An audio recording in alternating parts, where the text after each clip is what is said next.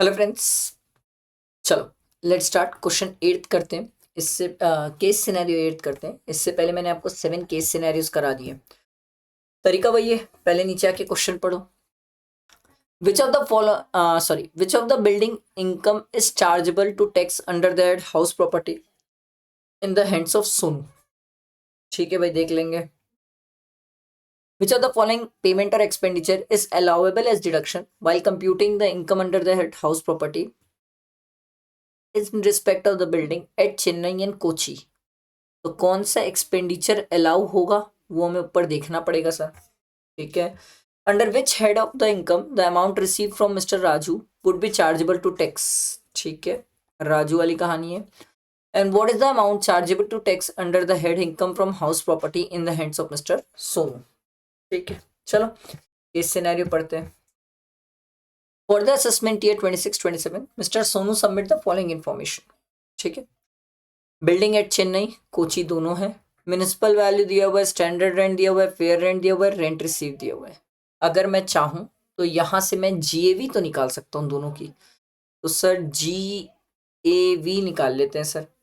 ठीक है, देखो म्यूनिसिपल वैल्यू फेयर रेंट दोनों में विच एवर इज हायर कितना हुआ 35। इसको किससे कंपेयर करेंगे स्टैंडर्ड रेंट, दोनों में विच एवर इज लोअर कितना हो जाएगा 35। इसको कंपेयर करेंगे एक्चुअल रेंट रिसीव्ड रिसीवेबल से, तो हमारा सर दोनों में whichever is higher. Sir GAV तो आ गई 38,000 चेन्नई वाले घर की, और कोची वाले घर की जीएवी क्या आएगी देखो, म्यूनिसिपल वैल्यू फेयर रेंट दोनों में विच एवर इज हायर 82। इसको कंपेयर करेंगे स्टैंडर्ड रेंट से, दोनों में विच एवर इज लोअर 70 को कंपेयर करेंगे एक्चुअल रेंट रिसीव्ड रिसीवेबल से, सर 68,000। तो हमारा दोनों में विच एवर इज हायर, तो हायर कितना है 70,000। हायर लोअर हायर, ये सीक्वेंस है। आप रिवीजन लेक्चर में देखो, मेरे कॉम्पैक्ट में देखो, सब ये चीज मैंने सिखाया है। इसीलिए मैं बोलता हूँ मेरे प्रैक्टिस बैच से अच्छे से प्रैक्टिस करो, बहुत क्वेश्चंस प्रैक्टिस कराए मैंने। Check. Municipal tax paid by the tenant Ramu for the building at Chennai, तो यहाँ म्यूनिसिपल टैक्स माइनस नहीं होगा, तो एनएवी भी 38,000 ही आ जाएगी सर।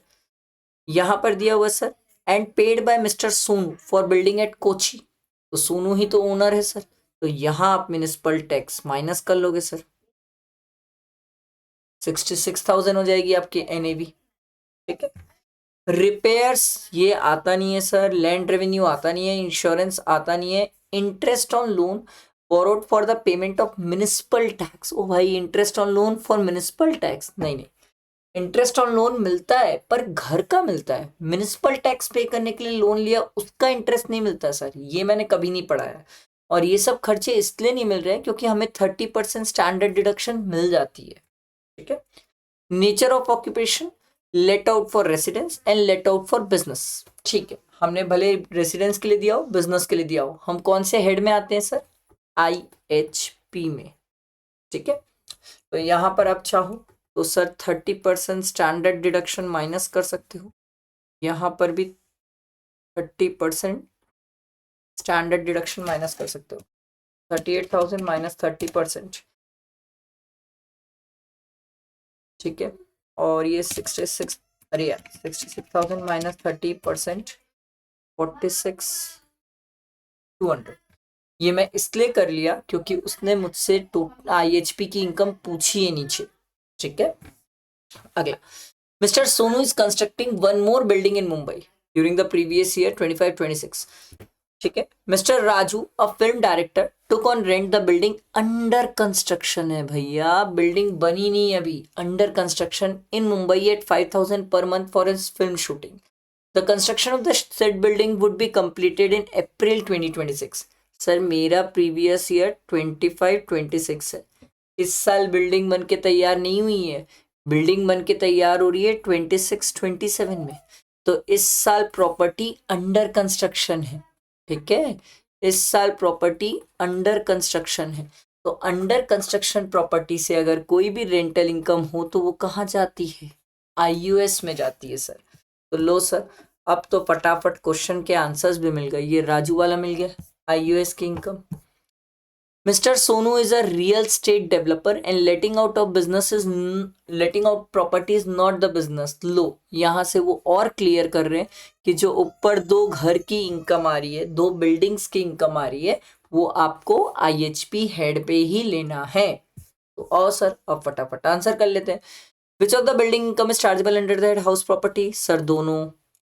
सर कौन सा एक्सपेंडिचर अलाउड है? ओनली म्युनिसिपल टैक्स जो ओनर पे करता है सर. ठीक है sir. Chargeable to tax income कितना है? दोनों को ऐड करना पड़ेगा.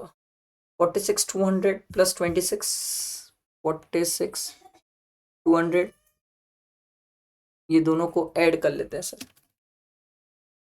ये आ रहा है सर 72,800. ये आ गई इसकी IHP की इनकम. ये देखो सर.